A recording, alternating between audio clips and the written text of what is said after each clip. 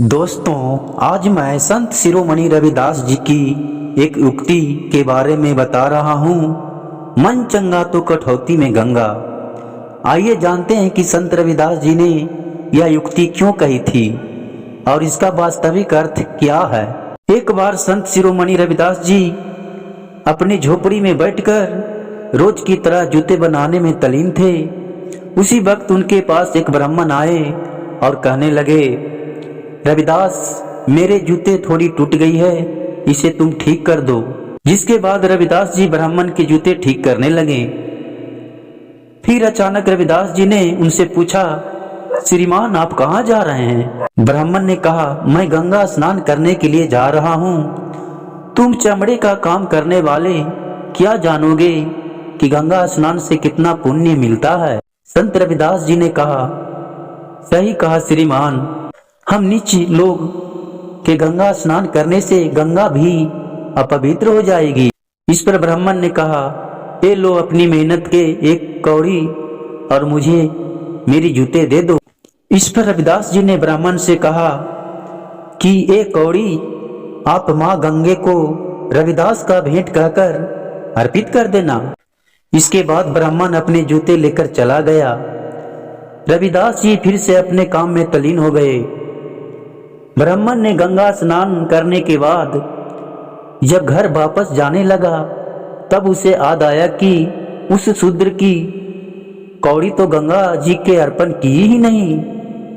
उसने कौड़ी निकाली और गंगा के तट पर खड़े होकर कहा, हे माँ गंगे, रविदास की ये भेंट स्वीकार करें। उसी वक्त गंगा जी से एक हाथ प्रकट हुआ और आवाज आई, लाओ रविदास जी के ये भेंट मेरे हाथ पर रख दो। जिसके बाद ब्राह्मण ने उस कौड़ी को हाथ पर रख दिया।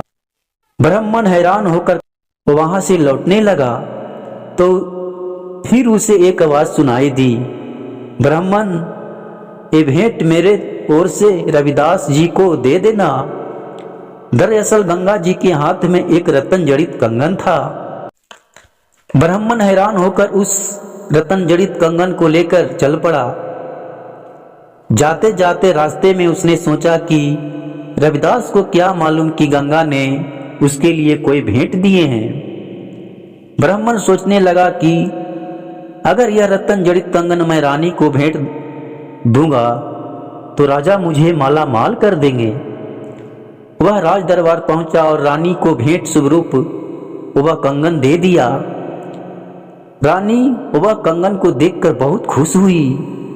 इधर ब्राह्मण अपने मिलने वाली इनाम के बारे में सोच ही रहा था कि रानी ने अपने दूसरे हाथ के लिए वैसा ही कंगन लाने को फरमाइश राजा से कर दी। राजा ने ब्राह्मण से कहा, मुझे इसी तरह का दूसरा कंगन चाहिए। इस पर उस ब्राह्मण ने कहा कि आप अपने राज जहूरी से इस तरह का दूसरा कंगन बनवा लें।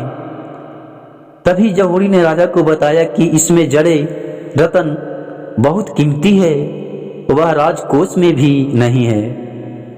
इस पर राजा का क्रोध आ गया। उसने ब्राह्मण से कहा, यदि तुम दूसरा कंगन लाकर नहीं दे सकते हो तो तुम्हें मृत्यु दंड मिलेगा। यह सुनकर ब्राह्मण की आंखों से आंसू बहने लगे। फिर उसने सारी सच्चाई राजा को बताया। फिर कहा कि केवल रविदास जी ही हैं जो दूसरा कंगन माँ गंगे से लाकर दे सकते हैं। राजा को इस बात पर विश्वास नहीं हुआ। वह ब्राह्मण के साथ संत रविदास जी के पास पहुंचा। वहां रविदास जी अपने काम में हमेशा की तरह तल्लीन थे। ब्राह्मण ने दौड़कर उनके पैर पकड़ लिए, साथ ही वे अपने जीवन की रक्षा की प्रार्थना की। रविदास जी ने जब ब्राह्मण के जीवन दान की प्रार्थना राजा से की तब राजा ने उनसे ब्राह्मण के जीवन दान के बदले दूसरा कंगन मांग लिया। तब संत रविदास जी ने वहां पड़ी वही कठौती उठाई जिसमें वह चमड़ा गलाते थे। कठौती से जल लिया और माँ गंगे का आवाहन कर जल छिड़का। तभी कठौती में एक दूसरा कंगन प्रकट हुआ। राजा यह देखकर आश्चर्यचकित रह गए। इसके बाद संत रविदास जी ने कहा, मन चंगा तो कठौती में गंगा। तभी से यह कहावत प्रचलित हुई। आज के लिए बस इतना ही। जय हिंद, जय भीम, जय रविदास।